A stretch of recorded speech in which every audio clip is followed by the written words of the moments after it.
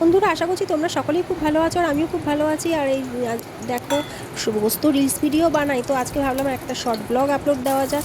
তো দেখো, একবারে সরাসরি রান্না নিয়েই চলে এলাম তোমাদের সাথে।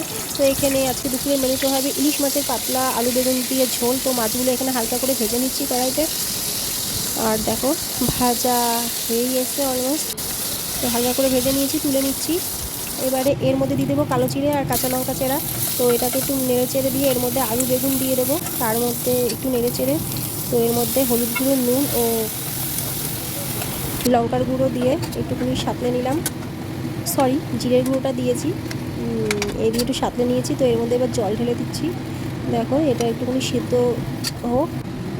দেখো, এখানে আমার বাড়িতে মেয়ে আছে, তার জন্য, মানে মেয়ে বলতে পোষ্য, তার জন্য আমি এখানে মাছ সেদ্ধ বসিয়ে দিচ্ছি, ভাতও বসিয়ে দিচ্ছি। আর রান্নার মাঝখানে তোমাদেরকে দেখাচ্ছি পাশের বাড়িতে, দেখো ওখানে রান্নার তোড়জোড় চলছে, অকেশন আছে। আর এখানে ঘরের পরিস্থিতি দেখো। আর কাজ করতে করতে দেখো রান্না হয়েও এসছে অলমোস্ট। মাছগুলো এখানে দিয়ে দিলাম, তো আবার ঢাকা দিয়ে দেবো। দেখো, মাছ হয়ে গেছে, মাছের ঝোল। ওদিকে ভাতও হয়ে গেছে। আর এদিকে বাইরে খুব জোর বৃষ্টি চলছে।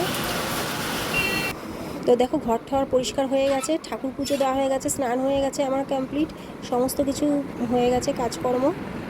তো এই যে দেখো, স্নান হয়ে গেছে, খুব জোর খিদে পেয়েছে, আবার খেয়ে নেবো। তো ব্লগটা যদি ভালো লেগে থাকে তোমরা প্লিজ লাইক করে দিও আর সাবস্ক্রাইব করতে ভুলো না। টাটা।